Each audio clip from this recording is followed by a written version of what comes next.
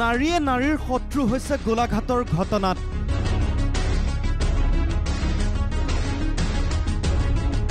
দশমীয়া চিপ লোৱা পৰ্দাখন কিয় জ্বলাই দিছিল তদন্তকাৰী আৰক্ষী বিষয়া চয়নিকা বৰকটকীয়ে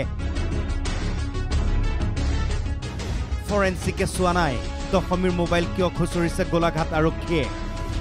দশমী দুৱাৰৰ ন্যায়ৰ দাবীত একগোট গোলাঘাটবাসী তীব্ৰ প্ৰতিবাদ ক্ষোভৰ বহিঃপ্ৰকাশ হাজাৰ প্ৰশ্ন সেউমানি আলোচনাত বহিল গোলাঘাট জিলা প্ৰশাসন গোলাঘাট আৰক্ষীয়ে কথাটো আন এটা দিশেৰে নিবলৈ বিচাৰিছিল যদিও মানি নললে পৰিয়ালে মানি নললে গোলাঘাটৰ দল সংগঠনে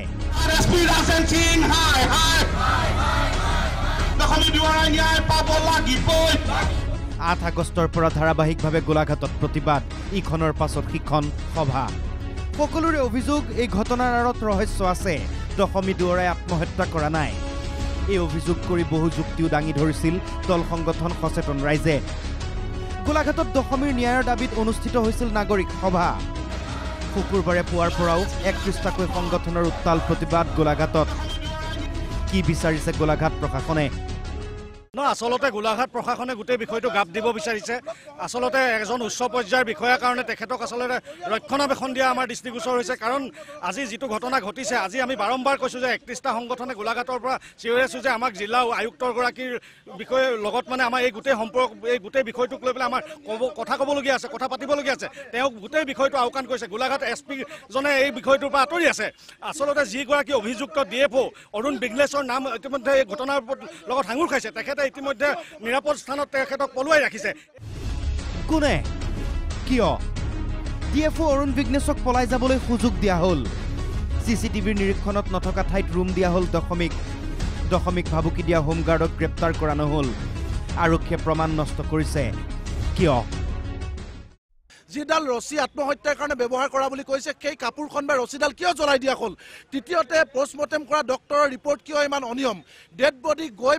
দশমী দুৱাৰৰ ঘৰ 8 আগষ্টৰ আবেলি 3:37 এয়া ফটো চাওক ডেড বডি ৰিচিভ কৰাৰ পিছত আমি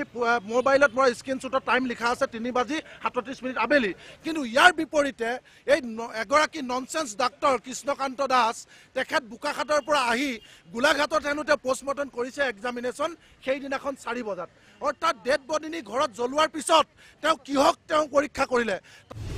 বহুত প্ৰশ্ন 27 আগষ্টত গোলাঘাটত হ'বলগীয়া কেবিনেটৰ দিনাই বন্ধৰ ঘোষণা ৰাইজক আশ্বস্ত কৰিব পৰাকৈ যদি ন্যায় নিদিয়ে দশমী পৰিয়ালে যদি ন্যায় নাপায় অনাগত দিনত কিন্তু ইয়াতকৈ ভয়াৱহ গণতান্ত্ৰিকভাৱে পৰ্যায়ক্ৰমে আন্দোলন আমি ঘোষণা কৰি যাম আৰু 27 তাৰিখে আমি ইতিমধ্যে গোলাঘাট জিলা বন্ধৰ কাৰ্যসূচী ৰূপায়ণ কৰিবলৈ বাধ্য হৈছোঁ এই প্ৰতিবাদৰ জুয়ে বহুতক পুৰিব বুলি ভাবিয়ে শীৰ্ণত গোলাঘাট প্ৰশাসন গোলাঘাটৰ জিলা আয়ুক্ত আৰক্ষী অধীক্ষক আলোচনাত বহিল দল সংগঠনৰ লগত দশমীৰ মৃত্যুৰ ঘটনাৰ উচ্চ পৰ্যায়ৰ তদন্ত হ'ব ইতিমধ্যে IGP পৰ্যায়ত ঘটনা সন্দৰ্ভত হৈছে আলোচনা মই অলৰেডি আমাৰ অসম পুলিচ হেডকোৱাৰ্টাৰ আৰু আমাৰ চেণ্ট্ৰেল ৰেঞ্জৰ আমাৰ মহাপৰিদৰ্শক মহোদয়ৰ লগতো মই আলোচনা কৰিছোঁ আৰু এই তদন্ত যাতে উচ্চ পৰ্যায়ৰ তদন্ত এটা হয় আৰু থানা লেভেলৰ যাতে নহয় তাৰ কাৰণে অলৰেডি আমি ব্যৱস্থা গ্ৰহণ কৰিছোঁ আৰু মোৰ আশা যে খুব সোনকালে এই যিটো গোটেই তদন্ত প্ৰক্ৰিয়াটো সোনকালে শেষ হ'ব আৰু যিকেইজন আপোনাৰ অপৰাধী তেওঁলোকক আমি ধৰিব পাৰিম SPৰ মন্তব্যত সামান্য পৰিমাণে হ'লেও আশ্বস্ত প্ৰতিবাদী দল সংগঠন তথা গোলাঘাটবাসী কিন্তু মুখ্যমন্ত্ৰীয়ে হস্তক্ষেপ কৰিব লাগে ঘটনাটোত কাৰণ অভিযুক্ত হাই প্ৰফাইল মানুহ জুনমণি ৰাভা জোচিতা দাসৰ নিচিনা দশমী দুৱাৰৰ ক্ষেত্ৰত নহওক আমি মুখ্যমন্ত্ৰীৰ পৰা এই আশ্বাসটো বিচাৰিছোঁ